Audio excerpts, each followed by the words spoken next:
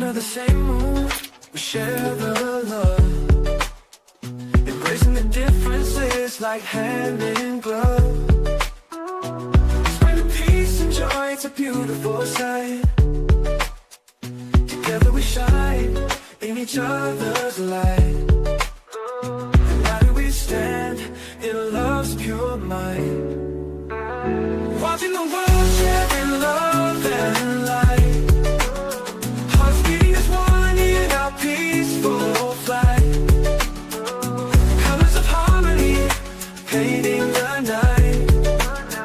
United we stand in love's pure might.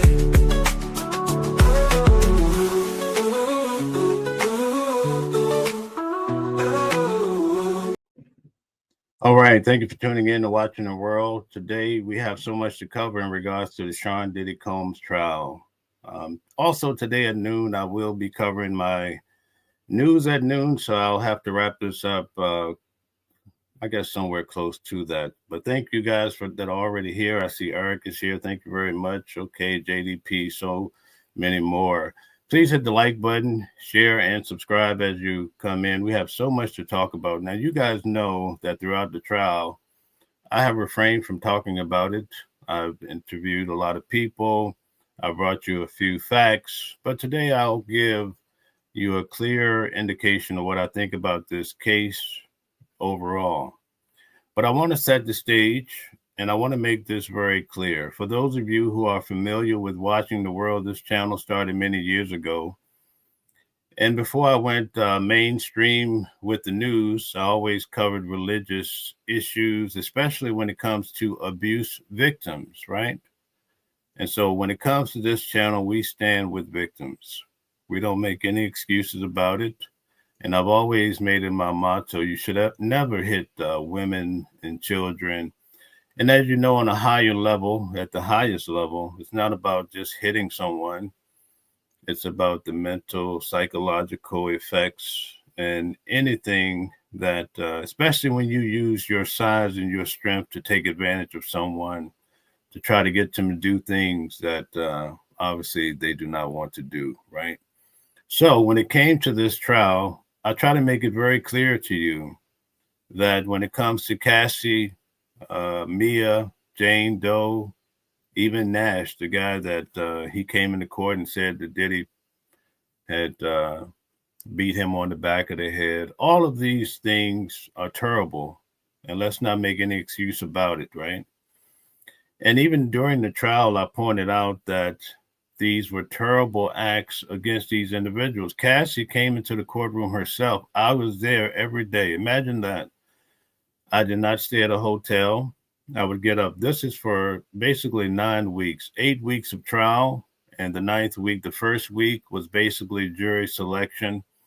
Now, although I'd covered Donald Trump's trial, it was a trial that was much different.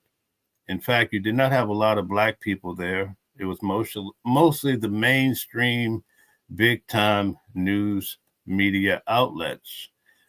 Donald Trump's trial ended up with him getting 34 felonies, and I called it. I called it to the T that he would be convicted. And I'd also posted about 2 years ago, and I don't want to get away from Diddy. I'm just setting the stage so you guys can understand, because I don't talk much. So I'm kind of giving you a clear indication of what this channel is about now. Now that this case is over, I want to talk about it, right? But going back to Donald Trump's trial, when he became president and Michael Cohen was indicted, when I looked at his legal documentation, it said that he had a co-conspirator that they had blotted out the name, right?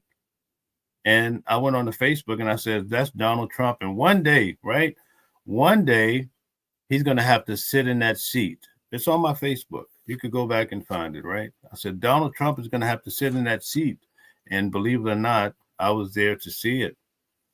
And Donald Trump walked past me. The court there was much different, so Trump would have to come in through the doors in the back. Diddy's case was different, federal court too, but he would come in to the front, right? But Donald Trump would walk past me. He would spend most of the day sleeping. Usually, the jargon was so way out there. I was actually in court when I think the guy's name was Costello, he was very contentious with the judge. And so the judge made all of us leave out of the courtroom, including Donald Trump, because he really put the screws to Costello, which was an individual who had a back channel, I believe, by means of Rudy Giuliani. But he was not backing down. Was an attorney. I think he was an attorney for like 40 years or something. So, yeah, I was there. But at any rate, with Donald Trump's case, they gave us a nice yellow ticket. I should have showed it to you guys for this show, but I wasn't thinking about it. At his trial, right from the beginning, on the right-hand side, you had the public in line. On the left-hand side, you had the media. So you would be in line, and then you would see a media personality bigger than life, Fox News. Also, Rudy Giuliani's son was there. I got a chance to meet him. So many amazing, like, celebrity type media individuals, but they ran that trial much better than the way Sean Diddy Combs' trial was ran. And let me give you just a little insight. When you first get there, and I've documented it greatly for you guys, you have your first line, which I call the Game of Thrones, right? In that particular line, that's where you see the line sitters, right? You also have the media and the public in the same line. So it's hard to make a determination because as time went on, you had more line sitters, but you cannot determine like who are they really sitting for. And then as time went on, people realized that if you wait to the last minute, when they say, okay, walk in, if you're a bully, you could kind of skip line. But ultimately, for me, over a 9-week period, I'm paying at least on a good day $200. So do you really want to do the math of what it costs to be able to make this happen, to be able to go to this trial and come back and report to you the things that were seen and heard, okay? So once you get into this line, a lot of times the line starts 2 days ahead of time. That's what happened for the sentencing. The guy, it was on Friday morning. Diddy's sentencing was at 10 a.m. The first guy was there Wednesday at 5 p.m. I got there Thursday at 11 a.m. And guess what? When I got there at 11 a.m., I'm number 11 in line. So now I stay there till 7 at night. Yes, me. I'm out there on the street. I'm live streaming. I'm enjoying it. It's the last day of the trial, okay? Now, when I left, it was 25 people in line around 7. And I had 2 line sitters because I wanted to extend a second seat to a person that's been supportive of our channel. I wanted to leave that open, okay? So when I got there the next day, now that spot that I had purchased, which would basically be 11, is now like 16, to where you could potentially not even get into the courtroom.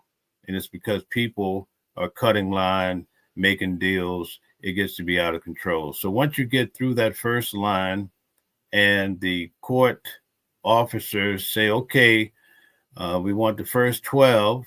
And so they divided, and you go into the public line on the left, and then on the right side, they had the media. Okay, so now we're divided. So this is line number 2. This is every day, right? So now you're in this line, you're 12 people. Some people are now bitter because they thought that they got there at 3 o'clock in the morning. They felt like they had a chance. And now reality strikes, and guess what? They can't even get into the main courtroom. But at least what I can say for the times that I did go into the overflow for whatever reason, right? You get a solid view on the monitor, and also actually the sound is better in the overflow. So at any rate, you're in your second line. Now, let's say if they're going to open up at 7:40 in the morning, now they allow you to go into the court. You have to go through security, right? Once you go through security, your number could change again because now there's a third line. And this is the line before you actually go into the main courtroom, which was, in this particular case, was on floor 26, okay? So imagine that. Now you go to the third line, but let's say security held you up. Now you started off as number one, but let's say they're checking your bag. You can bring water and you can bring a backpack into the main courtroom, but no electronics. They want to make sure you don't have um, the new Google Lens glasses that can record. They always check your watch and make sure you don't have any recording devices, right? Okay, so if you're held up, guess what? You went from now you go to this third line, you could be number nine. And so people would get agitated because instead of just maintaining the line number that you had from line two, now you're at the end of the line. Okay, so it gets to be frustrating. It's a matter of maybe a person wanted to be number one and they fought hard, they paid the amount. And because number one, you get to choose your prime seat, now they're held up. And guess what? On my first day there, I was trying to explain to the guys, like, how does this work? Because, this line number two, my number was number four, but because I was held up learning my way through, now I ended up being the last guy. And, the people in line are like, oh, yeah, you just have to, they're righteous to tell you, oh, yeah, you're number 12. Sorry, you can't do anything until it happens to them. So think about it. For 9 weeks now, you have to go to court and deal with a guy in line who did you kind of dirty on the first day. So now you start to understand why there's so much contention that happens when you attend these trials. Okay, so I'm just giving you guys a general synopsis of, why it becomes so contentious, right? Cutting line ticks people off. Then you get into the courtroom. You're sitting beside people who are fiddling. Maybe they don't smell the greatest. There's so many different factors going on. In the courtroom, they had a great marshal, but he ran a very military style. And many times they would throw you out on your head if you're not complying with the rules. You cannot talk, especially while the judge is talking. And those rules kind of evolved as time went on because people were just out of control, right? So for the most part, people try to, abide by the rules.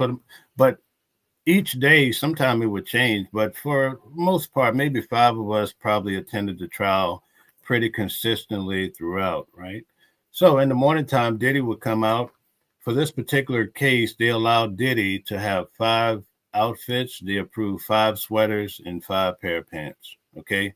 And so he would come out and he would sport that. The only time he did not have on that type of garb is a week ago when they had a hearing in regards to they basically call it the pre-sentencing hearing. But Diddy would come out in the morning. As time went on, he started to recognize us and interact. So because I was pretty much, they gave me a special seat that I was able to sit in. Previously, I had back issues, so I told him, can I get this type of chair instead of sitting in the church pews? Because for the most part, you're sitting on the church benches, I call it, those hard wood benches. And by the end of the day, you start to feel numb, right? Or in pain, fidgeting, because you're just trying to find a comfortable sitting arrangement, I would say. So that gives you a general idea of what it takes to even get into the courtroom. Okay. So then the judge came out. Now, I want to tell you an issue that I have with this case, right? And I know it may not go over well, but I'm going to tell it to you, right? Whether people like it or not. But I want to set the stage this way. Imagine you're in a car and it's 4 people and you get stuck, right? And 4 people have their different ideas of how you should unstuck the car, right? We'll call it that, right? So you try Johnny's way, doesn't work. Now you say, we're going to try Philip's way. Okay, that's not working. Now Mel's way. Okay, this is kind of like what happens. And far off, let's say you have an older gentleman and he comes over and he says, listen, guys, I've been watching you struggle to get this car unstuck. All you have to do is this, right? So let me tie this into this case. Diddy had several defense attorneys from 4 maybe different shops. And right from the beginning of a trial, it seems that maybe, and there was a rumor that there was some contention between them. I do not know if it's true. But what it appeared to be is that each shop was trying a different method or introducing new ideas to the trial instead of being consistent throughout. Let me explain. And the judge in the illustration I use you, he's the guy that's sitting there watching, and he comes over and says, listen, I've been watching you guys. This is the proper way. So let me break it down for the case. In the opening arguments, right, Agnifilo said that, hey, my client is guilty of domestic violence. Now, I'm going to explain to you in the end that came back to bite him. But basically, he needed that argument to substantiate that the RICO, because the RICO was the elephant in the room. But he conceded that Diddy was violent and that he was on drugs, right, and things of that sort. But here's where my illustration is going to try to set the stage for this whole thing. When it came to the prostitutes or the sex workers, I interviewed one yesterday. In the opening arguments, they said, and I'm going to get to the comments, guys. I'm going to take a moment and go through the comments, and then I'll get back to my story. They said it wasn't prostitution. He was paying for their time, right? Paying for their time. Now, at the end of a trial, you know what they're saying? Oh, he had some sort of porn operation where perhaps maybe, because remember, when I would have my different legal associates come on, I'm like, well, how is it that Diddy is on trial for this, but we have the porn industry where people are flying over state lines, right? Frequently, they're having it's the same drama. They're having their sex or what have you, getting paid, right? So why is Diddy on the hook when you have the porn industry? Well, that's how the defense ended. So yesterday in court, do you know what the judge said? He's like the guy in my illustration that's been watching. He says, I've been here the whole time and I heard the whole story, right? So in my opinion, right, it's only as good as my opinion. I'm sitting in court day one. I don't know. All I know about Diddy is what I've heard in the media. They tried to come up with this no Diddy, that he's a homosexual. That never came out in court.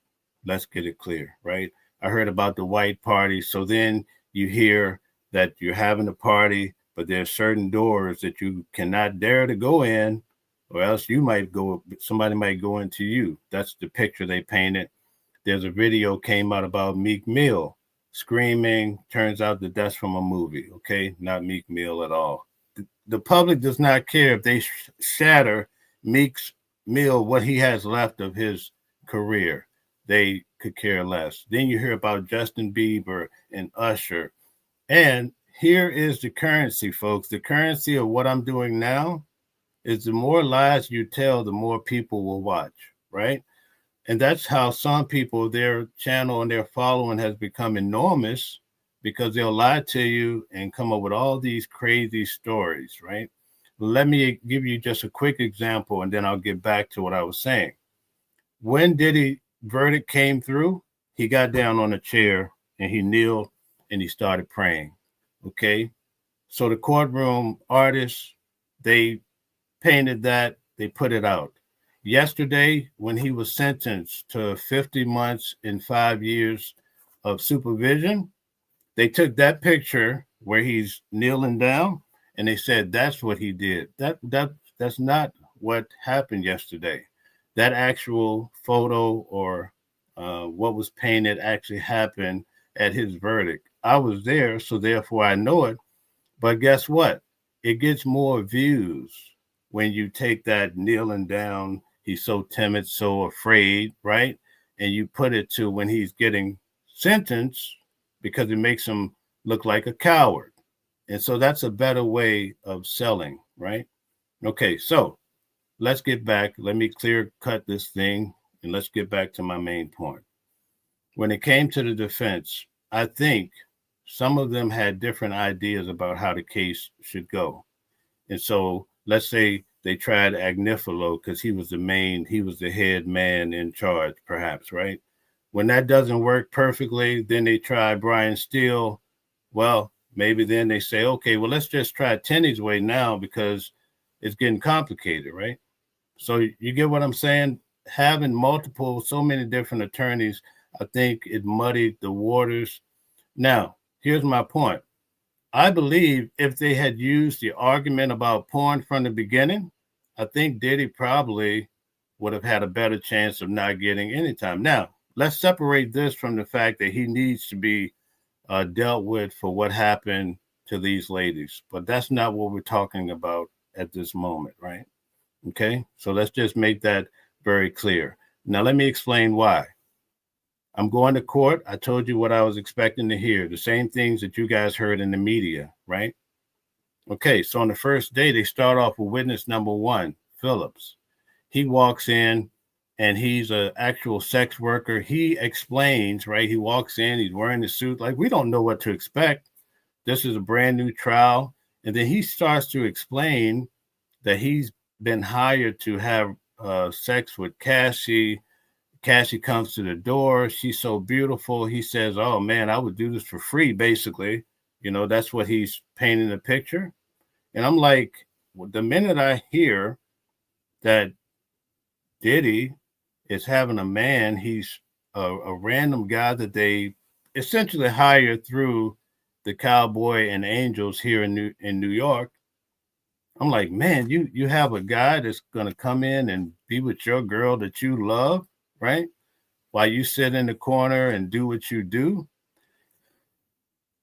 That was totally shocking. And I tell a lot of people in the audience are like, well, you know, this is probably not normal, right? In a normal marriage, a normal relationship, most men wouldn't dare have someone, you know, they do have this community out there, swingers and whatnot, but I don't think the average American behaves this way. Had the defense used their last argument first, let's say, for instance, in the opening arguments, had he stood up and said Diddy had his own porn industry, but he did not have it registered. Because what I later learned that in the porn industry, it's okay. You can get licensed for it. I didn't know that. I'm not into porn like that. Okay. You could, the sex individuals have to get tested every so often. I think it's once a month. Had I walked in there and heard that in the opening arguments, I would have been like, oh, here's porn guy number one. And Cassie is in on the gig, and they're putting together a porn show for Diddy Enterprises. You see what I'm saying? But because they started off saying, right, they officially said from the defense standpoint that Diddy's paying these men for time, everybody's floored when this guy comes on and starts talking about these things that are happening.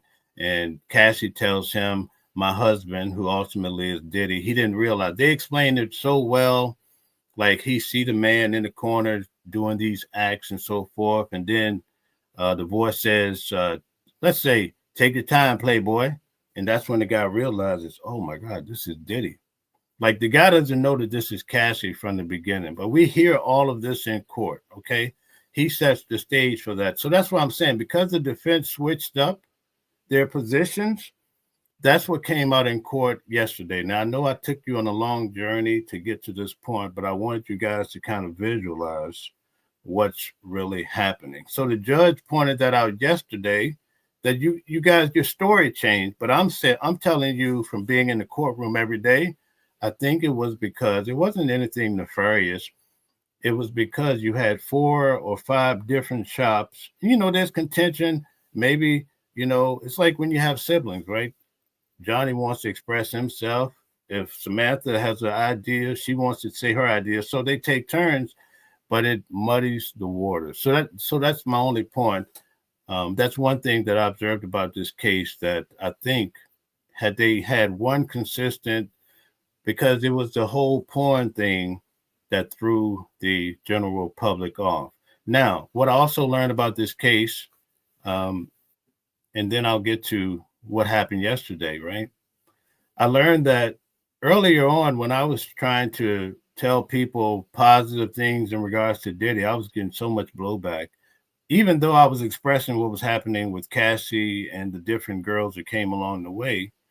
But it wasn't until the media got involved. And what I learned from this case is that the defense often has a ground playbook where, and I don't want to say too much about it, but the media is often swayed by leaking certain information and having foot soldiers to start changing the narrative. And that's what we saw as time went on, to where now it was my opinion that if Diddy had walked out of that trial and free man from that verdict day, man, those people would have went crazy. Because you know what the truth is? When you look at the big time media, a lot of these people are relying upon the big media source outlet to get paid. So if they're getting 150 a year, and they have to adhere to whatever that house, let's see, CNN or whatever, what they say, right? Whereas when you have independent media such as myself and other people, right, it's a little bit different. I mean, there is still accountability, right? Because people get sued and so forth. But I found how the independent news was being swayed so that ultimately they would sway the media at large. So when I go to trials in the future, I'm going to be looking for that. I'm going to cover Luigi Mangione. Now, that's going to be a different type of trial. Now, let me tell you briefly about Mangione. When I went for my first little hearing, mostly, you know how I started off telling you guys how we're in line and there's 3 levels to the line. You have 16, 17-year-old girls out there because they are so crazy about this guy, Luigi Mangione. And I asked some of these girls, I'm like, so you support him for shooting this CEO? And they looked at him and they basically explained to me that the health industry kills millions of people a year. So they kind of find that what he did was a noble thing. So this is just the difference of the times. You see how the world is evolving. And that's why we see all of these shootings now, because as the generations go on, so does the ideology, right? And so we're seeing that. So let's just get back to the Diddy case. Now, I felt that his case, I felt they did a great job. His defense, some of the best attorneys probably that money could buy. But I also felt like the prosecution did a solid job too. And basically, that's what the judge was reiterating yesterday, because the judge was still, he would go back and talk about these acquitted conducts. That was the big point of contention, because I don't know if you guys remember when Calvin Johnson was on the channel, right after the verdict, right? We had this discussion about how much time would Diddy get? Now, on that particular day, the judge said he could get between 53 to like 67 months, I believe. That's what he said for when he took a break and came back, right? So I had Calvin Johnson, a criminal defense attorney, on the channel. We have a show, Legal Review, every Sunday, and he's damn good, right? Excuse my language, but that's how good he is. And I had asked Calvin, how much time do you think Diddy would get? He said 51 months. Guess how much time Diddy got? He got 50. While we're having the show, we had other YouTubers come on the channel, and this is where a lot of contention started. But they're like, oh, Calvin, you don't know what you're talking about. You claim to be a 25-year attorney, but his level is 17, and he's only going to get 14 months or 8. They said 18 months. Calvin says, listen, this is very important. And this is why on this channel, even though it's going to grow slow because we try to tell the truth and we're not saying these big stories and say, yeah, Diddy flew out of there on a helicopter. It was pink and the aliens took him to Mars. You know, that'll get more clicks, right? No, we don't do that. Calvin told these gentlemen, right, I'm there. And it also turned into $1,000 bet. Calvin says, listen, I always want to tell my client the truth. I want you to be able to expect what could really happen, the good, bad, and the ugly. I never want my client. This is what Calvin said, folks. You could go back and check out the video, real stuff. He said, I never want my client to have his hopes up high only to be let down, because do you know what's going to happen? They're going to be mad at Calvin. I'll be mad at my attorney, right? And that's what happened yesterday, right? And I'm not trying to take shots at anybody, but Diddy thought he was going home yesterday. I think that's reasonable to assume that. Let me explain why. Okay. When the prosecution took the stand yesterday and they were trying to listen, they laid it down. And ultimately, the reason why I say the prosecution laid a solid case, the judge actually said it yesterday too, but I'm only telling you guys my opinion because it's a waste of your time to follow this channel, Watching the World, and I come and I'm going to bullshit you, right? Just to get you to click. I'm independent. I don't work for anybody. I'm doing this because this is my passion, right? This is just clear cut. But what's essential is for me to be able to come and tell you the truth. The prosecution pointed out yesterday, they said Diddy, he's so basically flagrant, or they're trying to paint a picture like he hasn't learned from what he's gone through. And they said because he already has an event scheduled in Miami for next week. So they're like, that's shocking. Like he's already has something planned for Monday, an event, like he's going home today. Okay. The prosecution, in a way, set the stage. They used that against Diddy. Okay, so when Brian Steele got up, I believe he said that Donaldson would clarify what that stemmed from. Donaldson is the tall, black guy, bald head, attorney. He operates in that district in New York. Really solid guy, I've gotten to know him a little bit through the trial. He explained that basically the reason why is because he kind of ran this show and put together this event for Diddy in hopes so that when he comes out, if he's released, right, he already has, because they showed you how in prison already, or in jail already, he has a program, he's teaching classes, and they had various testimonies from other jailmates who said, hey, I took the class. There was one gentleman who had taken Diddy's class in jail that he's teaching about business or what have you, men's living, because they have 25 Diddy's in one big open room, almost like a warehouse, right? I think they said it had no windows. He has 25 men in there, and they're basically cooking. They have maybe one bathroom, and Diddy doesn't sleep over 2 hours a day. Basically, he has to sleep with one eye open. According to his attorneys, he's eating chips and the attorneys say he's eating out of the bags. So that gives you an idea. So he's teaching these men because, as was expressed in court, some of them are Bloods, some of them are Crips. And guys, this is in Brooklyn. So believe me, these guys are, this is a serious threat. Okay. So Donaldson basically was explaining that they had Diddy to take this program that he started. Donaldson said they sent it down to Miami, to the local area. They reviewed the plans. There's an organization there that helps men. I guess it's a big reform movement. So they have Diddy scheduled next week to do that.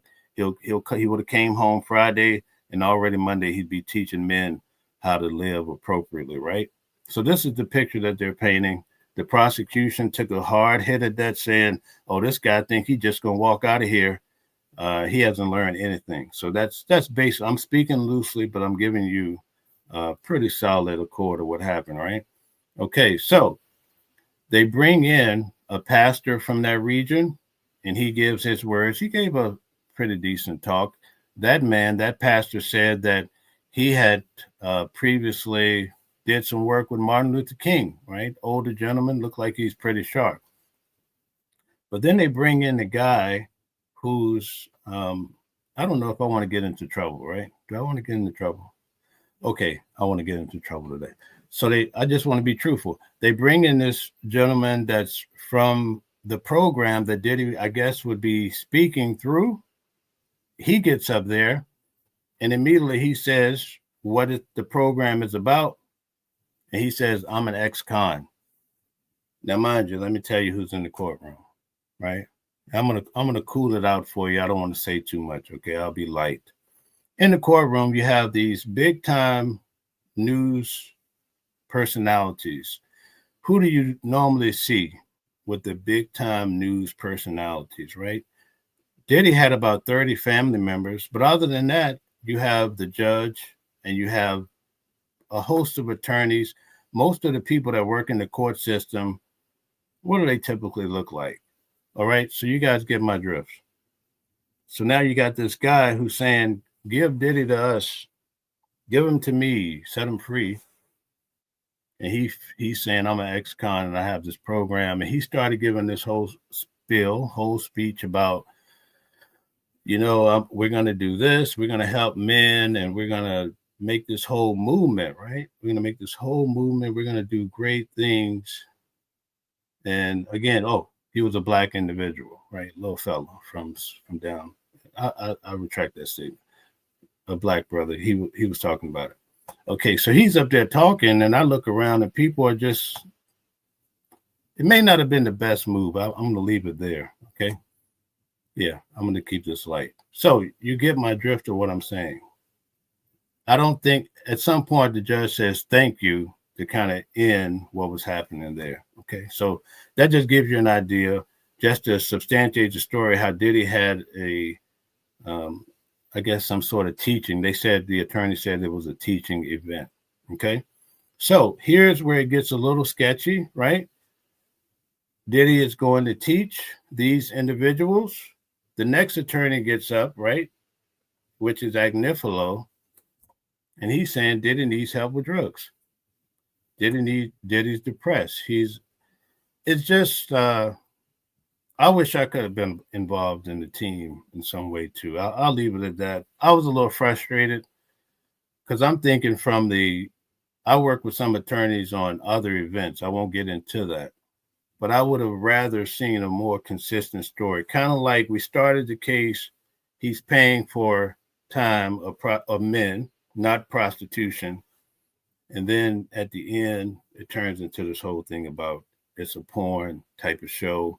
He's, setting up personal porn. He has the means to do it. So at any rate, but ultimately they did a good job. But I do not feel in that audience, I don't think it was at the absolute best move, because we have I'm going to say it, we have a lot of issues with race. And not everybody is accepted in every room. And sometimes you have to switch it up a bit to make your point solid. So let me illustrate that to you. If let's say, for instance, the guy that came and spoke and said he was going to have Diddy coming down, not that I think it was going to make a big difference, but if he was more of a Jared Kushner, I think for that room, it would have went over better. So I know some people don't like what I'm saying, but I'm being honest with you. And I'm going to leave it at that. But anyway, here's my other observation. And again, I've been in the courtroom every day. I'm entitled. This is my opinion. I'm not, these are not something you want to, die by, but I'm giving you my opinion. I think I'm entitled to that. But when it came to the judge, he gave such a long spiel from the judge. It was probably 2 or 3 pages. So I'm like, he wrote this the night before or previous to this event. What helped Diddy the most, in which I wish they had kept it to this only, his children. They went up and they gave they did an awesome job. One of the daughters, I think it was Chance. I mean, these are amazing. He has the best. It tells you a lot about Diddy by means of his children. He has an awesome family. But let me tell you what one of them said. Okay, here we go. Quincy said he's evolved. He's completely transformed. So he insinuates that maybe his dad had some tough times that he witnessed. But he said his dad has transformed because they're interacting with his son. With Diddy. And one of his sons says that he flies in every week to meet with his dad 2 hours throughout the week. Justin Combs says, please give my dad a second chance. He believes in God. And he's basically telling us God will take care of you. God makes no mistakes. That's his exact words. Okay. Let's see here. Christian Cone says he's the greatest man in the world, superhero, treated the mother like a queen. And he also said, now he's talking about Kim Porter, right? In the video that was shown, they showed a nice 15-minute video. Kim Porter, they ended it with her And you could tell she's a magnificent person. Her daughters look just like her, just look like you could tell why Diddy was so into her as a magnificent woman. But he said that Diddy treated the mother like a queen, and he also said he studied his father. So you could tell how much he admired his father. When he got up there, he says, I'm the one that people say, not only do I look like my father, but I also have his mannerisms. Guys, I know I said I would get to the comments, but I'm going to definitely get to it. It might take a long, let's see. We may not be able to do news at noon today because I want to get through a lot of this. Okay, so the girls is two. So you have the twins, and then you have Chance, right? Okay, so Jessie got up there. She was crying. It was so touching. You know, you could tell Diddy was touched by it to hear his daughters talk about how much they love the man. He's an awesome dad. You could tell by this whole case, even though there's been some tough things, right? But listen, let me tell you something. You pull the average American and you put them in that box. Let's say, for instance, you don't even commit a crime, but you have to go in front of that same audience and tell people the worst thing you've done in life.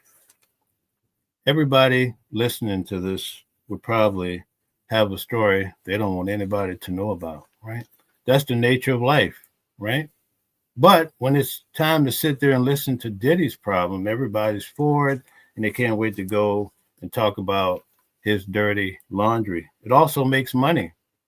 It doesn't make money when you tell the truth, but it makes a lot of money when you add to the story. Chance says she felt like her father's changes had been real. So each of the kids, if you listen closely to what they were saying, they basically painted a picture where Diddy, they had recognized that Diddy had some trouble over the years, but now he's a new man. Delilah says she was scared of not having her mom and her dad. She talked about how they lost the mother. Please give our family a chance. And she really broke my heart. She said, we're not just a headline, we're a family. And I think that touched everybody there that had a heart, right? Because imagine throughout all of this event, I've documented where the daughters, they graduated. I documented through shorts where they went to the prom, right? A lot of amazing things happened. And Diddy talked about how his mother had brain surgery.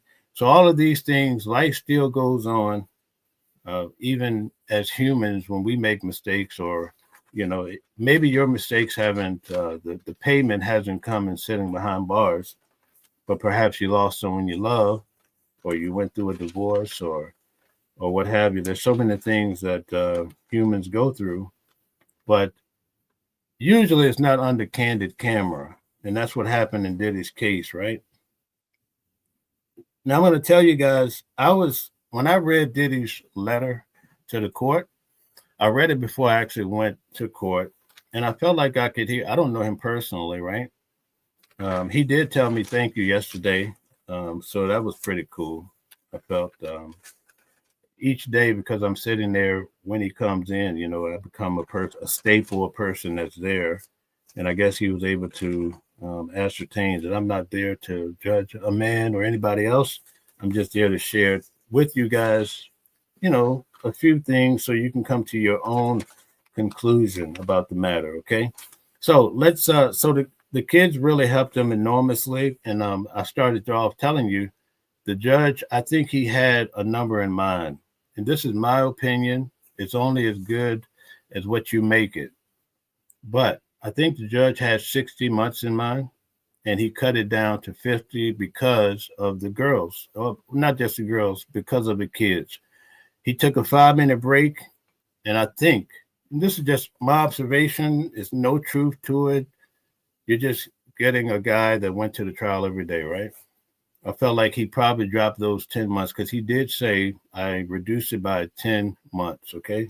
And I felt like that happened because of the family. I could tell the judge was being touched by what happened. I mean, anybody that's a reasonable man would have been touched by those kids and how much they love their father, and especially losing their mother, Kim Porter. So all of that played a big factor. And what's amazing to me, is the kids were so bold. That's how much they love the man. They love their father, you know. A lot of fathers can't say that. And you know what I mean, fellas. You're not being there for your kids. You know, you're lucky if your child show up to your funeral because a lot of times, and that's a problem that we have in this country. In fact, you know what's happening, and I don't want to get too political, but let's face it. Charlie Kirk, who recently died, that's one of the things that he pointed out. He talked about how in the black community, we make babies and we walk away, right? So, you know, it's not just a black community type of situation. Other people are looking in and now they're trying to make changes. And so you have to be careful. And I know it's tough to hear this, but, you know, I'm just telling you, other people are trying to use that as a talking point. And that's a serious matter. You know, a lot of that is because the people that we're putting forward in the black community are ignorant, you know, so they're out here talking about you can do this to women, you can do that to women, women. We have to get back to treating women, children, all humans with respect, right? It doesn't matter because the race is being judged when you see Diddy. They say you give a man $1 billion, this is what he'll do, right? All of this stuff is just playing into the narrative, right? That's why I reported this case and I talked about the victims, right? That's important, right? But I also talked about how this case was bad for Diddy, and I don't think he had a fair shake.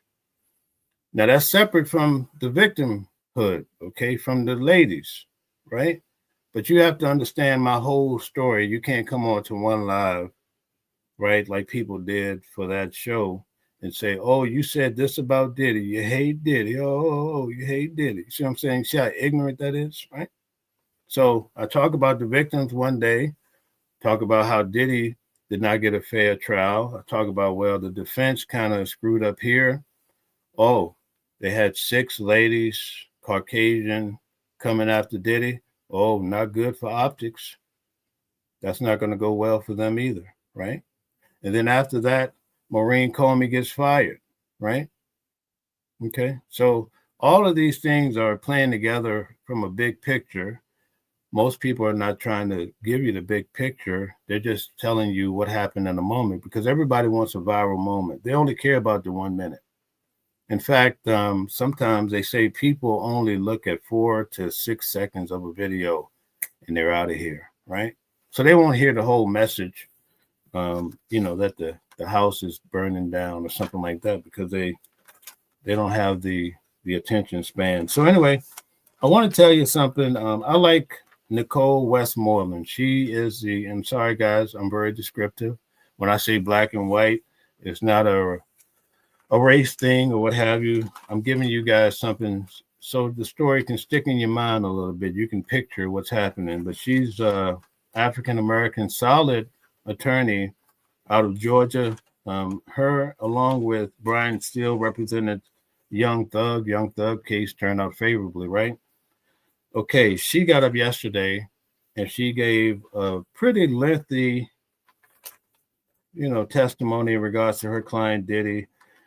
But she was emotional, and you could hear her. You know, when a person's crying, they can't get the words out and stuff. So that took an adjustment period. I looked around the audience. Somebody behind me they weren't taking it nicely. I won't get too deeply into that, right? But I guess, you know, that just shows you how much she wanted to support her client. But she did say how Diddy helped change her life. And she talked about a lot of his accomplishments, which the man is not a normal guy. To have all these accomplishments takes more than just being lucky. You know, he's very gifted. His mother always said she knew when she got pregnant with him, you know, kind of like the Messiah effect. She knew that he was going to be a special individual. So that came out in court as well. So she basically went through and really, you know, it was tough because she was heavily emotional for at least 30 minutes. And I'm going to leave it at that. I don't want to get too deeply into that. I like her, so I'm going to leave it. Brian Steele, which I am a great fan of Brian Steele. he started off, he says, I sit here with tears in my eyes. I can't believe we're here. So we're still here for this trial. He was quite shocked. He says Diddy was a ferocious drug addict with untreated trauma. At the age of 3, he lost his father. Okay. At the age of 12, his mother, whom I've gotten to know, right? Her name is Janice. Being in court with her every day for 9 weeks, you can't help but get to know her. She has probably the best style you'll ever see, right? In living form. Sometimes you see people, they look amazing on TV. She look amazing in real life, and she has the smile. You can see how Diddy, in many ways, got to the level. It's because of his mother. And when I tell you the words that came out of Diddy's mouth, you'll see where he believes so much in his mother, okay? At the age of 12, when Diddy was 12, his mother had 3 jobs. She was driving the school bus, she worked at a store, and then at night she worked at a facility, taking care of those that are in need, okay?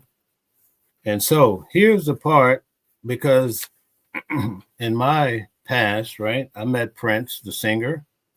And so I knew Prince because of we had the same religion, okay? And because I was at the headquarters, I met him. And I don't want to get too much into it, but this story is very similar to Prince. And they actually brought up Prince. But I think it was around 2011 or so, Diddy had surgery. They made it seem it was knee surgery. I know in the case of Prince, it was, very similar. And they gave him painkillers. And basically, he was hooked on those painkillers, according to the attorney. He was hooked until 2024. Until he went to jail. Right now, Diddy says in his letter, there's so many drugs where he's surrounded by drugs, but he's not taking it. But Diddy said he lost his way.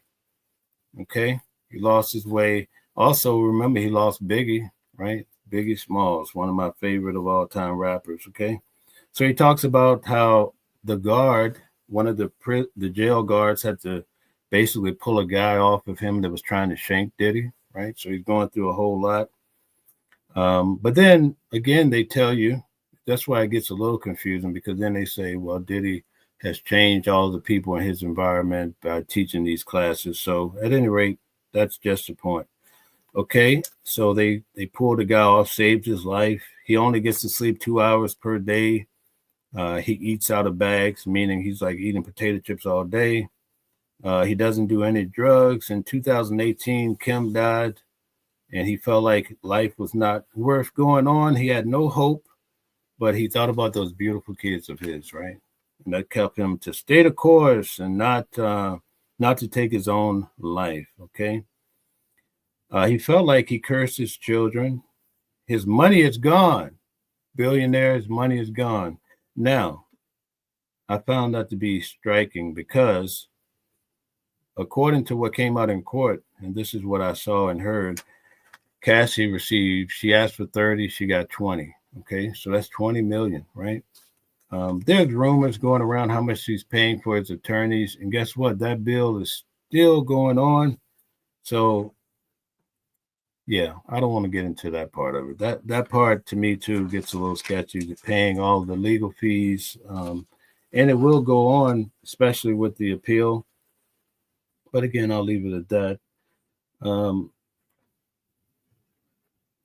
They said jail is all pain. People go there to die. I found that to be striking when Brian Steele said that. And also, Brian Steele used the same terminology that Moreland said, is that in jail, people are basically being warehoused. I would believe that. You have 25 men in one big open room. You have odors. Everybody's probably dealing with phone time.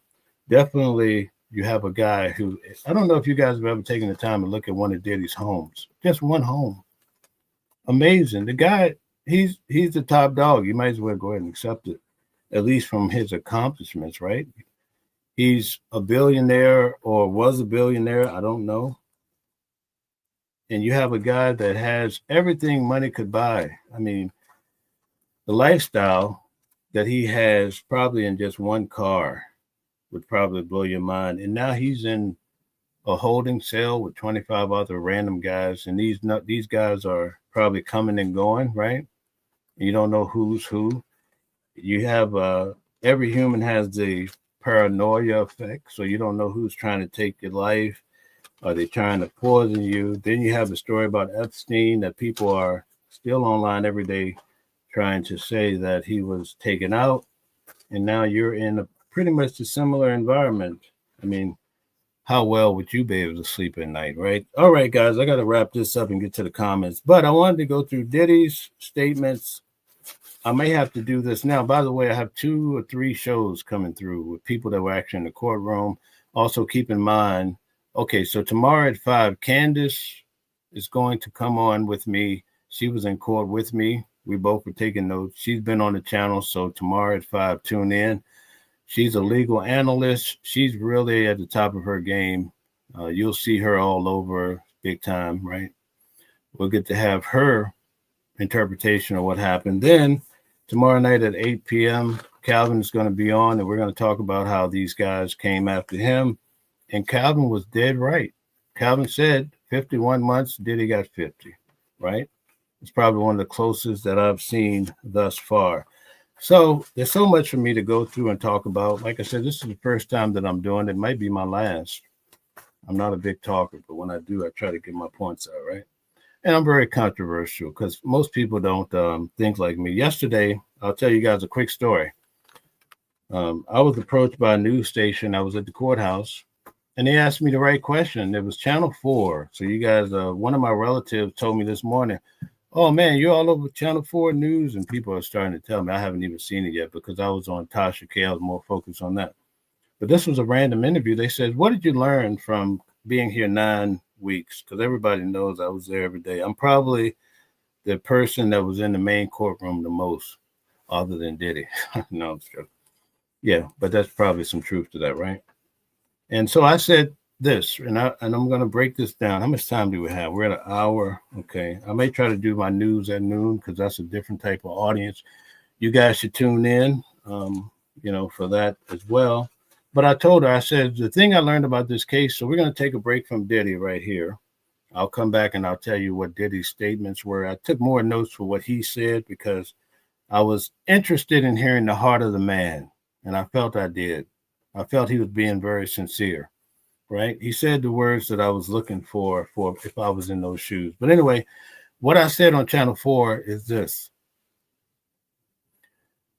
When you do things, when you carry out certain actions in life, right, you have to be very mindful to try to do the right thing because the generation that judge you may not be your own. And that's what happened. They went back 20 years on Diddy looking at what he did. Totally different generations sometimes will make the deciding factors about your life. Totally a different social construct, right? Remember the case of Bill Cosby and the whole Spanish Fly, and he went on to Larry King. He talked about it. You didn't hear about him getting canceled back in those days. But when the Spanish Fly was out, according to the internet, we'll say, it was the end thing, right? Okay. Now, when you fast forward 20, 30 years later, they throw the book at you, right? So that's why it's very important to make sure you do the right thing all the time, right? It's very important. Don't be like Ike. You got to be like Spike and do the right thing. It's very important because it will come back to haunt you. And as I always say, you reap what you sow, right? Most people quote that from the Bible. You reap what you sow. If you sow apples, you won't get oranges. And I think for the most part, Diddy, from what I heard from his speech, he realized that. In many cases, he says, I'm the one who got me here, but I'm willing to do better, right? That's what I heard from him. That was the presiding fact that he shared. So that's what I was talking about yesterday. You have to keep in mind that, like, do you guys watch the crime shows? And you go back in the 50s and 60s, they have these guys who were serial killers, committed crimes. There was no thing about DNA back then, or at least people didn't know about it, right? Then DNA comes along 20 years later, and they run the DNA, and they go back and they make you pay the price of what you did, right? So that's why we have to teach the young generation when they're in their 20s, 18, 17. We have to tell them that chaos often stems from one little small act. Like in high school, when guys make a lot of babies, right? That's life changing. They don't even realize the concept of condoms. They don't understand life enough, right? And they often don't have individuals to talk to them and guide them through life. And I often tell people, you do have uncles, you have aunts, but in most cases, sometimes the uncles look at nephew and instead of saying, hey, nephew, you need to do this, you need to do that, stay away from this. Hey, nephew, if you're in the car and Johnny has drugs, you going downtown too, right? Okay, so now he says, okay, oh, I want to make sure I'm not in the car. You know, I want to make sure with this person. But we're not teaching the next generation. And sometimes it's deeper, it's jealousy. There's so many different, I don't want to get into all that. I could preach a whole sermon about how even in your own family, but I'm not going to go there. So I try to catch myself when I'm about to really go into deep waters, right? So now you guys see why I don't talk a lot, because I'll start telling you some stuff, right? All right, so here, let's get to what Diddy said, and I'm going to get out of you guys here. We're over an hour. I didn't want to be on here this long. And we want to do news at noon if we can. All right, Diddy says, you know, he's been silent. He's not used to that. He's always the guy running the show. So he admitted to that. He wanted to personally apologize to Cassie. Remember, on the first day of the trial, I've told you guys, they probably played that video like 7 times, and the prosecutors were slowing it down. It was brutal. And imagine, you know, Agnifilo made a great point yesterday. A lot of times we think, and this is not his words, I'm giving you my words too, right? Agnifilo basically said a lot of times we think about going to jail as your punishment. Let me tell you, your punishment sometimes, and I'm going to use Diddy as an example, you lose your business. You lose going to your daughter's graduation. You lose your money. You lose your friends that you probably love, Cassie and them. Even though we know the horrible story, the guy has taken on so many different losses, right? So that's what the attorney was trying to think. You know, he's already been punished. Like, what more do you want to do to the man? But ultimately, the judge did what he thought would be fair. Okay. So he also wanted to apologize to Cassie and her family. I'll tell you, when Cassie's mother came, she was one of the rare individuals when she gave her testimony in court. The prosecution, they definitely examined her. But when it came to the defense, they didn't cross-examine her at all because they didn't really want her to, you know, start going off on Diddy. The defense is solid, excellent, probably in a lot of the strategies that they use. I will tell you, when Cassie's mother left the stand, I was watching her. I wanted to see if Diddy would look at her, if she would look at Diddy. Diddy kind of kept her straight looking forward. I could tell. I'm sitting behind him, but Cassie's mother, she walks, she's looking at Diddy, like what they call mean mugging, ice grilling. When she gets to Diddy, she stops. And I'm like, oh, we're going to get an outburst. And then, you know, she was maybe I'd say 7 seconds. That's how long she stopped. Like she really wanted to, you know how mothers are. They want to snatch you up by your head over your kids, right? So she probably would love to have grabbed him by the collar and slapped him or something, but she kept moving, folks. But that's what happened. I'm trying to give you guys, there's just so much I saw and heard at the trial. Diddy say he knew the video triggered a lot of people around the world. Domestic violence is a burden to carry. He said it is a burden. I felt the guy was being sincere. I'm telling you guys how I felt, okay? The media might tell you something different, okay? He said he was sick. He was on drugs. He was out of control. He needed help. He says, I didn't get the help, and it's no excuse. I knew better. He says, my mother taught me better. And the way Diddy did his style, he paused in between every statement. He looked to be looking down. He's standing up with his hands behind his back a great measure of time. He's looking at the paper on the desk, and he's just reading one statement. he said he was larger than life. He lost the excess. That's the point. That's the word he kept using. He was lost in the excess. He had so much abundance, but he got lost in it. Might be something to learn. He said he was lost in his ego.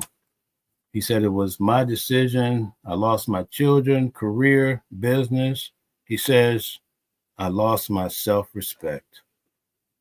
Wow. I'm telling you, it wasn't an AI special that you get nowadays, right? You ask somebody to write a letter and they send you an AI message just to say, I love you. They want to make sure it's polished, right? He says, I hate myself right now. And I really felt that. He was sincere, you know. He says, I've been stripped down to nothing, no matter what they say. He says, I'm sorry to each of my children. And then he went on to state their names, right? He loved his kids so much. I did not hear his voice breaking, kind of like the attorney did, Nicole Westmoreland. Now, I'm not saying that in a negative light, but he was very clear and concise. He was very surgical with his words, okay? He says, I'm sorry to my mother. His mother was there, a person that I'm quite fond of, right? We talked a lot yesterday, you know. I won't get into all that, but we're all human. I don't really care what people think, you know, so I can get canceled or whatever. I don't really care. I'm a made man, you know, so nobody pays my bills. But anyway, I'm fond of her. A lot of people may not like to hear that, but I don't really care. But anyway, he says, I was saying she was sitting there wiping the tears, especially when the girls went up, man. I thought she was going to lose it. She loved her family. She loves everybody. You can tell she's a true mastermind. It's not Diddy. You know, he learned from her. Okay, he says, we try to solve our own problems. He says, I'm sorry to the community, letting you down. He says, Your Honor, people can change. I change for the better. Honor, I beg you for your mercy. I felt that. He says, I beg you for your mercy. You know, the media is trying to spin it like he was in there begging, that he was weak, but the guy was actually strong. Again, now, when I say that, people tend to go crazy. Oh, my God, you're a Diddy fan? No, I'm not a Diddy fan. I'm my own man. But, and I do not, has nothing to do with the victims. I'm relaying to you what the man said. He says he wants a chance to be a father again. He wants to be a son again. He wants to be a leader again. He says he don't want to let his family down. He says they're scared. I'm afraid. Okay. He says, I know I'll never put my hands on a person again. And this was the clincher here. He says, I'm willing to comply with anything the court places on me. That's how badly he wanted to go home. Now, ultimately, I could see the judge setting, you know how when people are priming food to be cooked? I could see that that's what the judge was about to do. But, you know, this is life. All of this is important, you know, but you could tell the judge was lining them up. There was no change in this train was moving with momentum. It wasn't going to stop. It was just a matter of how much time he would get. And Calvin had already said he would get roughly 3 years. So I was definitely I'm going to ride with my attorney that I have on deck here for you guys, right? We have an attorney. We have body language expert on the channel. We have a legal analyst that you see on all of these other channels that I dare not mention. She's also, listen, check this out. Candace is coming on tomorrow, guys. Let me tell you. Now, we're not lying to you and tell you, oh, yeah, Diddy was in court and he ate 3 slices of pizza. Oh, yeah, they threw it at him too. You know, we're not going to do that. But we do have Candace coming on tomorrow at 5. She's a professor that teaches law. You guys can ask your questions, right? How much would that cost you to have Candace sit down with you, right? So that's why I take care of the people on my channel, on my team. You know, I take care of them in a large way. Even the moderators will tell you, right? I'm about that life. Okay, so Diddy says, family and kids lost hope, and he was hoping to have a positive outcome. And if he could prevent at least one person, he would be willing to do it. He wants to, spend his life doing that. Okay. He says, I want to say thank you to the jury. Your Honor helped me because you helped me to really trust the jury. So I thought that was interesting. Okay. And he says, I understand the seriousness of the Mann Act convictions, and he accepted responsibility. And I thought that I was looking to see how that would spin, because in order for him to be able to get credits for accepting responsibility, he would basically have to admit to the Mann Act. But I noticed in the letter he admitted to domestic violence. So I was trying to see, would he own up to the Mann Act, which is prostitution over state lines. But if he's going to appeal it, I don't think his attorneys would allow him to actually say, yeah, I did this, but I won't do it again. You won't hear that. But I think he said enough to say that he was sorry. Okay, so we're going to leave that alone. That was it. He says, I would not jeopardize family again. He said, that's my deterrent. So that was basically his last statement. His deterrent from not doing wrong is a loss. And, at some point, I don't have it in my notes, but I remember well. He says, I lost all the money, the businesses. I lost all that. He was like, all I want is my family, And it just goes to show, no matter how much wealth we acquire in life, at the end of the day, when you're down and out, who's going to ride for you? Who's going to be there? Like, you're in the hospital, especially the older you get, people get diabetes, cancer. Who's going to show up when you have surgery? Who's going to bring you soup after you had surgery? Most of us will be hard pressed to get people. But if you start giving out money, people will come in droves. I've seen it, folks. They love it. If you're a giver, people will come all day long. Believe that. Okay, so let's get to the judge, and I'm going to wrap this up. We're over an hour and 15 minutes, okay? All right, the judge makes a few key points here. He says Diddy was not charged for RICO or sex trafficking. That's a point that needed to be made very clear. Okay, now, I know I went through a lot, but I want to clear up the logistics on one thing here. I'm going to tie it into what the judge said at the beginning. They were factoring in acquitted conduct, okay? And the point that he made that the acquitted charges is not acquitted conduct. So a lot of people feel like, because after court, when I went outside, the people were saying, they're using, he was acquitted of these charges and the judge is still trying to use it. But the judge actually said, we're not factoring in the charges. We're factoring in the conduct of the man overall. And the judge says, basically, I was here and I heard it all. And therefore, I'm going to grade him. I'm going to sentence him on the whole picture, not just simply the Mann Act prostitution over state lines. So I wanted to make that clear. That came from the judge himself. Although they covered all these different logistics. One thing that I noted, and I thought maybe he was going to lean that direction, but the judge started off, right? And he talked about how the prosecution was asking for 135 months. When the prosecution went up in many times, two times or so, they mentioned they wanted 135 months. The defense, on the other hand, wanted only 14 months. But the judge highlighted that the probation office had recommended between, I believe, 70 to 87 months. Okay. He made the statement that the court was in agreement with that. So at that point, and he said that early on. So I'm like, wow, they're going to give him that much time, between 70 to 87 months. But ultimately, the judge, he made some concessions here. I feel like he did. I feel like it was due to Diddy's words, maybe a bit, but I think it was those beautiful kids of his getting up and trying to fight for their father that ultimately the judge says he knocked off 10 months. He did not say why, folks.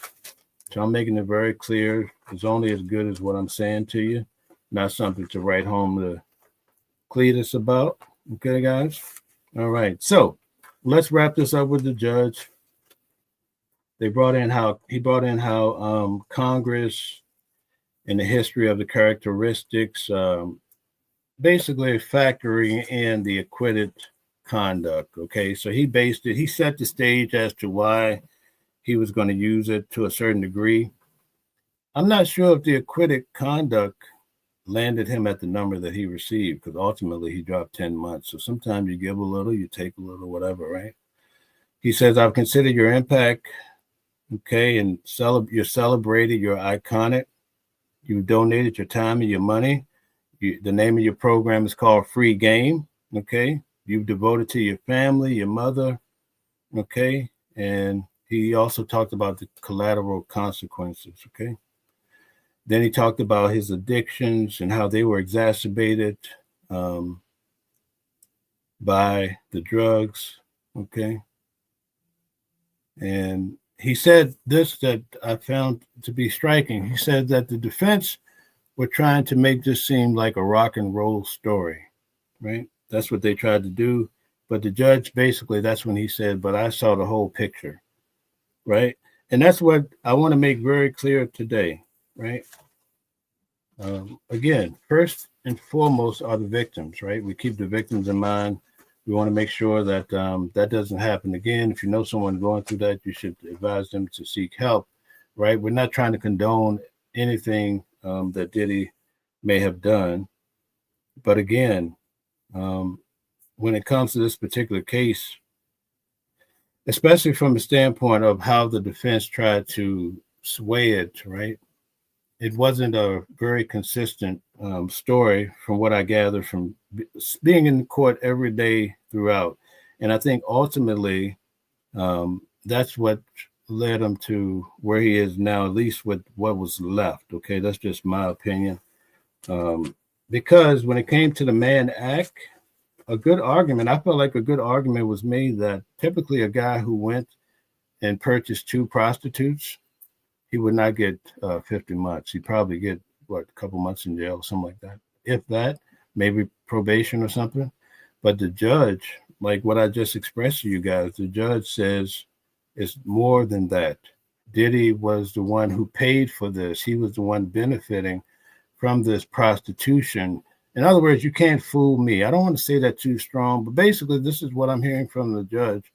I saw the whole case. So that's why when I was covering this case, especially when I went on Tasha K, and I said, listen, I feel like the prosecution, in other words, if I'm sitting there, right, listen to me, right, because they really came after me. One of the celebrity attorneys came after me. He caught me in the elevator and gave me a beating, a verbal beating, because of what I said on Tasha K. But let me explain it, right?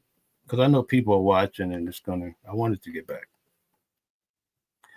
He basically said to me, what I said was wrong in some sense, okay? Because he saw a 3-minute clip that of something, a little blurb that I said on Tasha K. Well, basically, I'm saying the prosecutors, they laid out a strong case. Like, I don't know how he could beat it. If I was sitting there, I don't even know how I could be able to win it. These people, right? They brought in the witnesses. They brought in the actual sex workers. They said, yeah, I did these things with Diddy. I did it. The Punisher says he did it over 12 times. It went over an extended period of time, right? So the prosecution laid all that out. Imagine you're sitting there in that seat. Okay, I'm going to close on this thought. Okay. Then they bring in the people that arrested you. And the night they arrested you, remember in the media when they were arresting Diddy, because I followed this case strongly. They were supposed to arrest him in one room, right? He was in one room that night. I don't know if they were supposed to go into the room and get him, but anyway, he was in one room. He changed rooms because they were going to arrest him the next day, but he changed rooms overnight, and that's what prompted them to go in on him early. When they went in, they saw the drugs. They saw freak off, baby oil everywhere. There was a lot of baby oil. They showed us all the pictures, right? So imagine that you are Diddy and you're in your little town in Mecklenburg County somewhere in Texas, right? They're going to throw the book at you. At least you're going to feel that way. How many of you can afford to pay $10 million, let alone $1 million for attorneys? It's just not common to men, right? Okay. So then they bring in FBI agents or what have you, Homeland Security agents, they show you, and I wrote it down what she said. I think it was 114 instances of freak offs. She said yesterday, I remember, there was 117 freak offs, right? Because they were trying to say that they gave this case about they were trying to use an example of this pimp. He made 1.4 million, and the defense was trying to say to make 1.4 million, you'd have to have a lot of sex acts, right? Prosecution came back and said, well, Diddy, this is how sharp they are. This is a testament to what I was trying to tell you guys. You don't want to play around with the prosecution. He said this in court. She didn't know he was going to say that. You know what the prosecution came back and said? Diddy had 90. There were 92. Let's see. No, Diddy was paying the sex workers $5,000. Sometimes it was 3 freak offs in a certain period of time, right? She said, in order for Diddy to make 1.4 or to in order for there to be 1.4 million, they'd take 92 freak offs at 5,000. She said Diddy had 117 freak offs. So that quickly, she did the numbers and came back. I'm telling you, you don't want to mess around with the government. So that was my ultimate point. You have to be careful how you live your life because they're going to ultimately, hold you accountable. And that goes for anybody, right?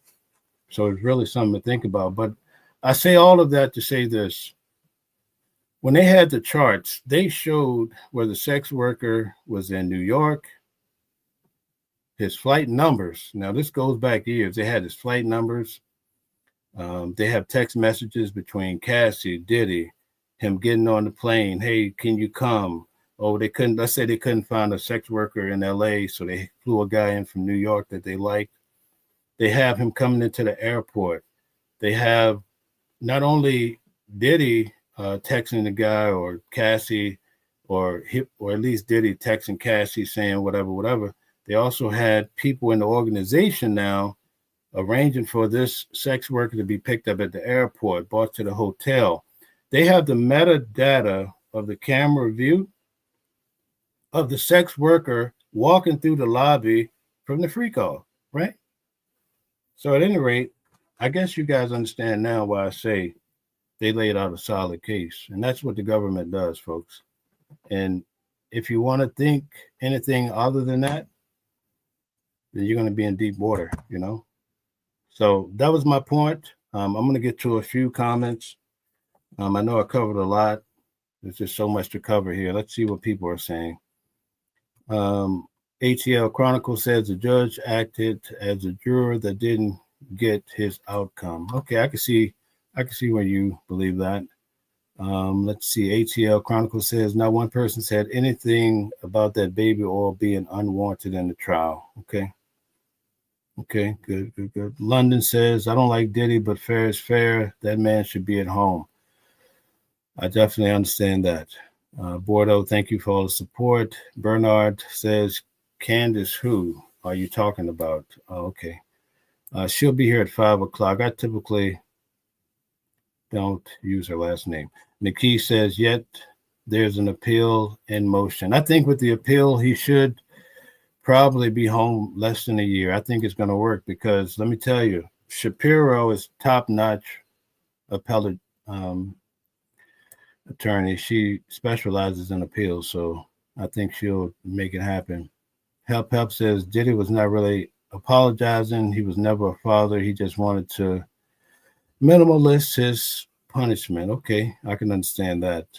Michelle Campbell says Diddy should ask corrupt Trump for help. Donald Trump could help him out, but Donald Trump made it seem that he would not pardon him so far, so we don't know how that would go. Jonathan says even when he gets out, he's going to get dragged until he dies. He won't be allowed to live this down. I believe that's true. Nikki says he should have hated himself after kicking Cassie like a football. He was coached with all that nonsense he spewed in court. Okay, all right, I understand that. All right. Mashona says the views and opinions expressed in this chat are that of the person expressing them and do not reflect the views of the host. welcome in and thanks for joining. Okay, very good. Thank you. CC704 says he walks with the devil. He got his mom to thank for that. Okay. All right. Thank you for that. ATL Chronicles. Okay, you're responding to someone. That girl Henny says, is this pre-recorded? Not indeed. As you can see, I'm responding to you right now. Charles Clampett says, should have received 10 years at the minimum. I can understand your opinion, right? But again, he was left with 2 convictions, right? From the Mann Act that involved the prostitution. And so the judge said that 11 years would be too much. So even the judge felt like 135 months was too much. So I do get what you're saying, but not even the judge felt that I think he felt like he gave a fair shot. Charles Clampett says, wonder how much it costs to pay off the judge. That happens, not sure. Sunset says, stop deflecting with Diddy trash news, grow balls and discuss, man. Okay, he wants to talk about Trump, okay? Well, we don't just talk about Trump all the time. And, okay, let's keep moving. He seems to be having a bad day. Jonathan says, he's a joke, worldwide, no Diddy. That's just as bad as prison. Okay. All right. Sunset says, we have a pedo president, and this fool is talking about Diddy. Okay. Why are you here, Sunset? You must like it. Okay. That girl Henny says, 50 months with 5 years supervision. Okay. You're answering someone. Okay, Little Southern Patriot says, that's it with time served. Okay. Sunset says, trash news. Okay. All right. Sunset is probably a bot. So if you see any bots, just ignore them. Okay. Little Southern Patriot says, that's it with time served. Okay, that's when that girl Henny answered you. Thank you, that girl Henny, for answering the questions too. Okay, very good. All right, let's see what else is saying. Sharon, nice to have you here. Says the saga will continue with Diddy. It's just sidelined for now. Can't stop, won't stop. Yeah, there's so many different rumors out there that there's new charges. There's always so much stuff being said. We don't know until you know, folks. Okay. Custard Monster says it's not about getting vengeance on Diddy. It's about justice for his victims. You've all seen a video where he hits that lady. A lot of people want to know why wasn't the charges, revolved around drugs? Why weren't they, domestic violence or what have you? Was it just shoddy work by the prosecution? Just say, hey, we're going to throw a RICO on him and see what sticks. But ultimately, I get what you're saying. That girl Henny says, Mel, how do you feel about the sentence? You were in the courtroom firsthand. I felt like I thought he would get less time. I thought he would get the 3 years that the judge basically said the first time around. But again, when it came to this case, it's hard to say because you sit in court, you hear and you see so much evidence, and then the jury comes back and they say, not guilty, not guilty, not guilty. We have to embrace, how the system works. So I'll just leave it at that. But I was shocked because I'm like, man, if they were after me like that, you might as well call it quits. You know what I mean? It just didn't make sense. All right. Little Southern Patriot says, what was Diddy's sentence? Okay, they answered you already. I'm going to skip over Sunset. Mashona says, my only thing is the judges don't care about the children of Black men who don't have money. But then again, that's the justice system. How sad. Mashona, you really make a strong point. And in this case, Diddy had the money. But there's so many cases, which was brought up yesterday in court.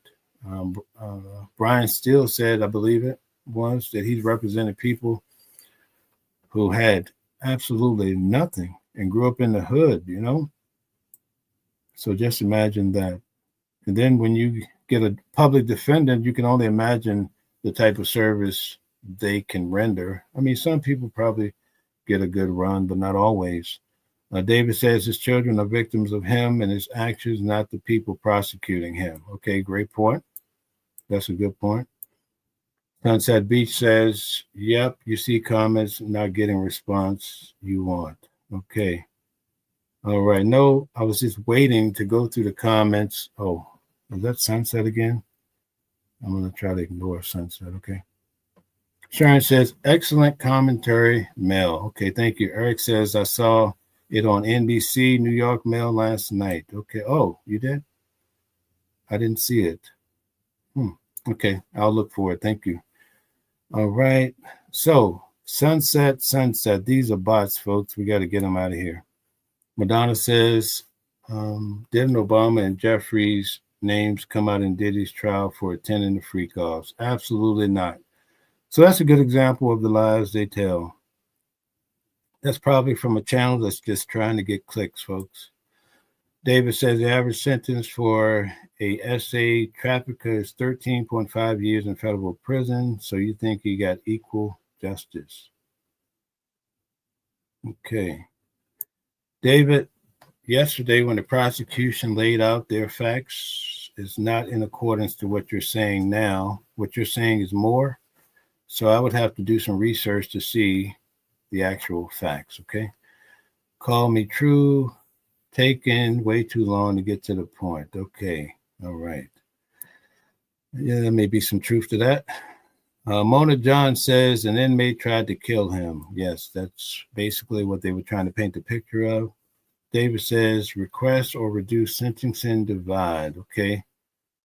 All right. Billy Paris says hopefully he gets to freak off for 50 months. Oh my. Okay, JDP says like, share, and subscribe, and turn your notifications to be notified for upcoming shows. Thank you so much. Rhonda McKnight says Sean Combs went to private school and lived a middle-class life. Mr. Combs is a criminal, beat a woman, and has harmed many people. Sorry, Mr. Combs and R. Kelly need to know they ain't white. Okay. All right. Thank you for your comment.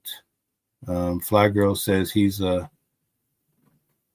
violator and a violent person. Okay. Fly Girl says he should have received twice that sentence. If you factor in the entire trial, all that you saw and heard, the numbers would be probably crazy, right? Because we're all humans and we don't want to hear about these things happening to women. And you saw the video, you saw the domestic violence, people would want to just throw the book at you, right? That's all solid. But when it comes to the law and how much time people get for prostitution to occurrences over state lines, it's not as aggressive as you would imagine. And that's why we saw the outcome as it was. Okay, so much Sunset is saying weird stuff. We should even just have them out of here. Diana said Diddy needs to be up on murder charges. Okay. Sue Hammer says Weinstein didn't have a fair trial. Out of the jail with no new court date years later, it pays to have Obama, Oprah, and Whoopi as friends. Okay. I think the days are over for that. I don't think Obama, Oprah, I don't think they have the pull they had previously. So I don't know if that's accurate. If that was the case, you would have saw Kamala win the election. Custard Monster, welcome back. Mel, do you know the composition of the jury? Yes, I do. I have it documented. During the trial, they forbid us from saying it. I'd have to do a little research and see what I take. I guess there's no heat for it to be taken now, but let me think about that. I do have the breakdown of the jury. Sunset Beach, would you be defending Diddy if he did it to your daughter? Oh, okay. So Sunset is being, there's no defense of Diddy. Guys, we got to get Sunset up. It's just, okay, I'll try not to read. I don't want to read this. T. Bradley says, I'm glad to see someone sensible talking about this. Thank you very much. Custard Monster says, just treat everyone with respect. Pretty simple. Okay, Sunset is just insane. All right. Custard Monster says those saying he became a new man because he's not doing that anymore. If Trump went to Epstein Island and is no longer doing it, does that mean he goes free because he doesn't do it anymore? Great point, Custard. Great point. Solid. Okay. Let's see. Naomi says, good morning. Thank you. And thank you guys for all the like, shares, and subscriptions. Custard Monster says, he being a new man doesn't make a difference. You committed crimes. You have to pay your dues. If you can't do the time, don't do the crime. Okay. Very good. Yeah. Yep. Ralph says it's Obama's fault. Mashona says, I feel like they said whatever needed to be said to get him out. Okay. Yeah, but in looking at the bigger picture, the judge saw it and he saw the conflict, and that's why I think it made them take a hit. Nikki says Combs did, and would you do anything he thinks would get him released? I agree with whoever said he hasn't learned anything. He should get on his knees and give thanks. He only got 4 years, not appeal. Okay. All right. Ralph says Martin Luther King was a Republican. Looking Glass says Diddy and Epstein are one and the same. Okay. Looking Glass says the man should never see the light of day again. A lot of people feel that way. Tammy Pierce. But again, in court, now you're talking about the judge. The judge did say that the sentencing had to be fair, and he felt that the 135 months was too much. So that's from the judge. I mean, there's so many people that felt like he should have gotten life. You know, everybody's entitled to how they feel.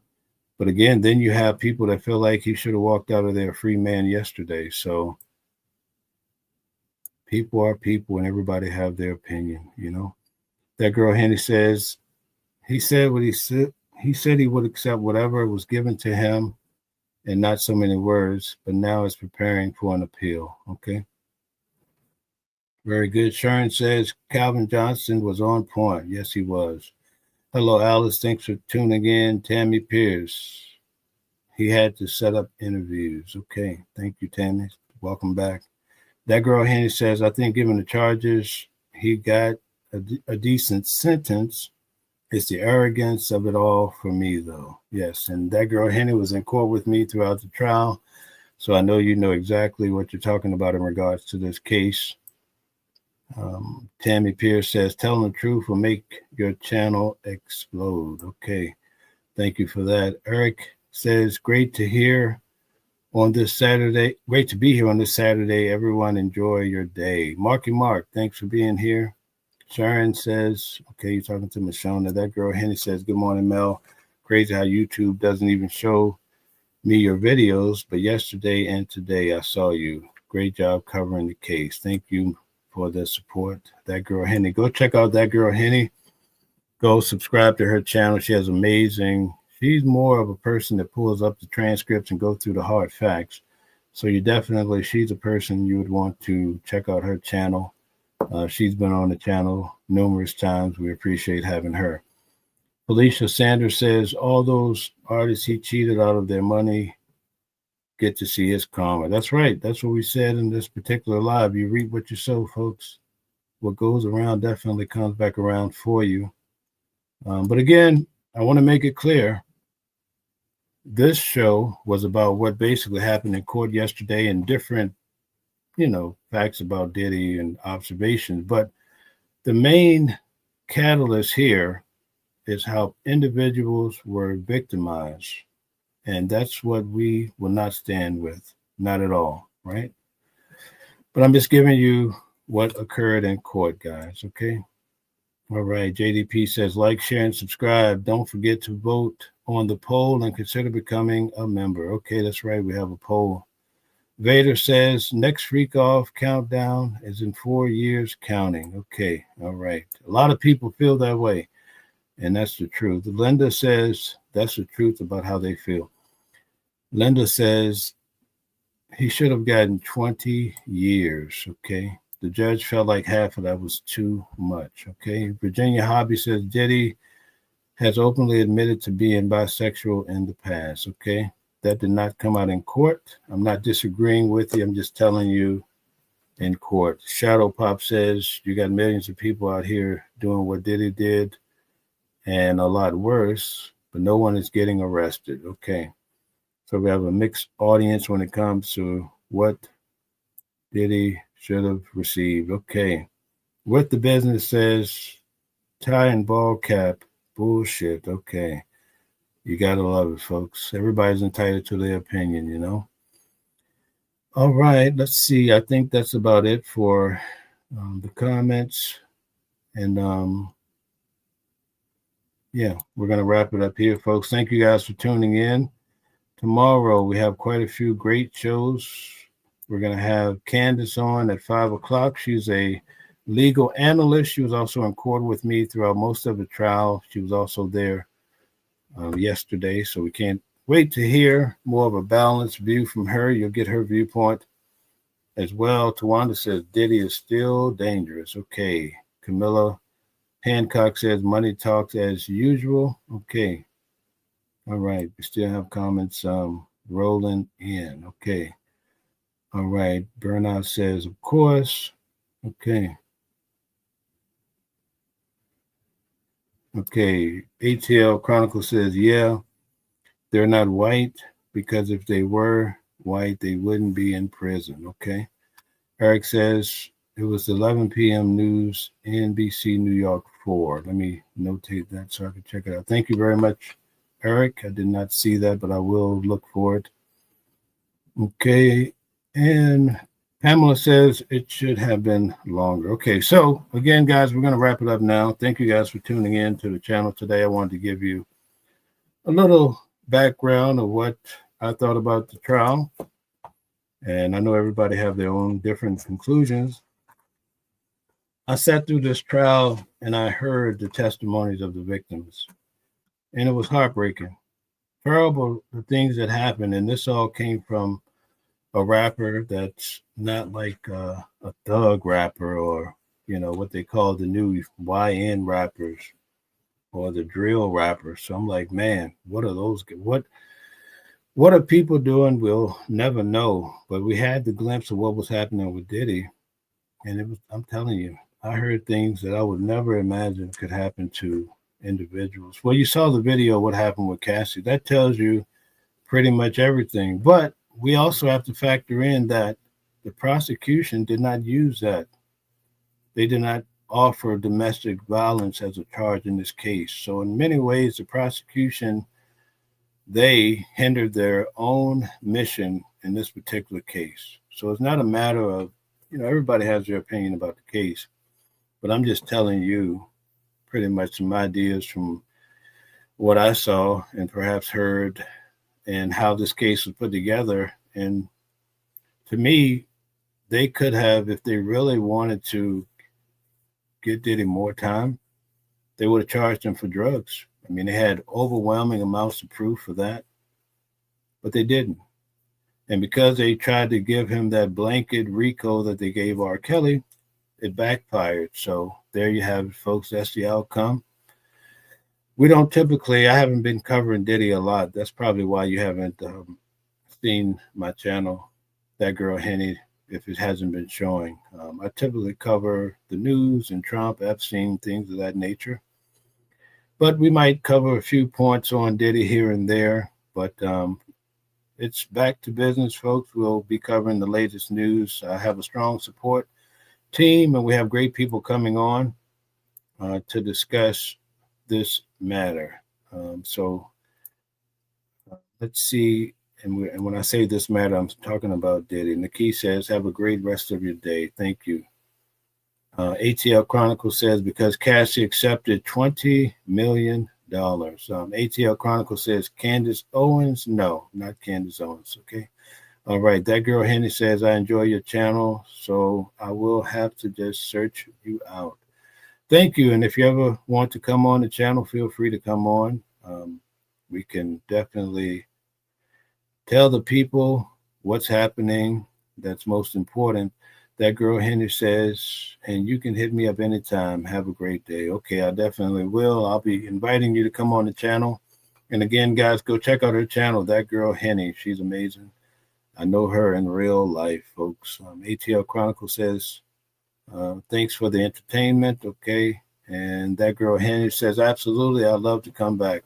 All right. Can you just text me a good time and what subject matter? I know you're versatile. So again, I probably won't be doing a lot more on Diddy, except when I have the professionals on tomorrow. But we could talk about whatever. All right. Thank you guys for tuning in. Thanks for all the likes, shares, and support and subscriptions. And we look forward to covering different topics and ideas in the future. And you guys enjoy the rest of your weekend.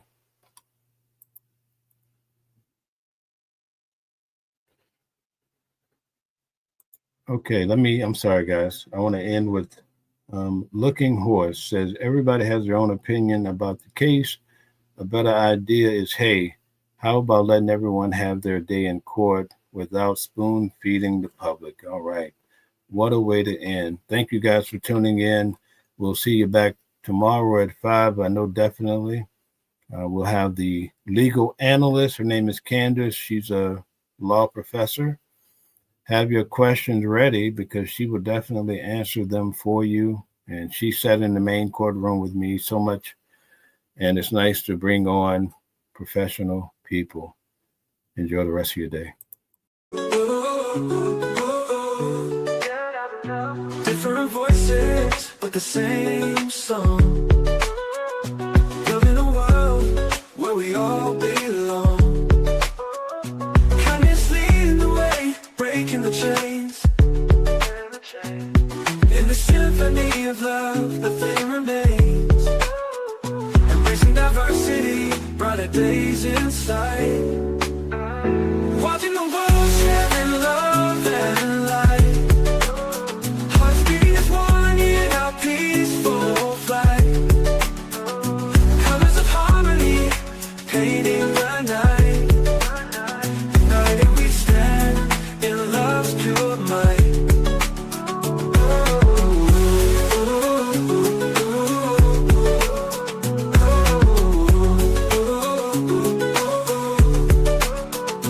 Watching the world sharing love and light. Hearts beating as one in our peaceful flight. The colors of harmony, painting the night. United we stand in love's pure might.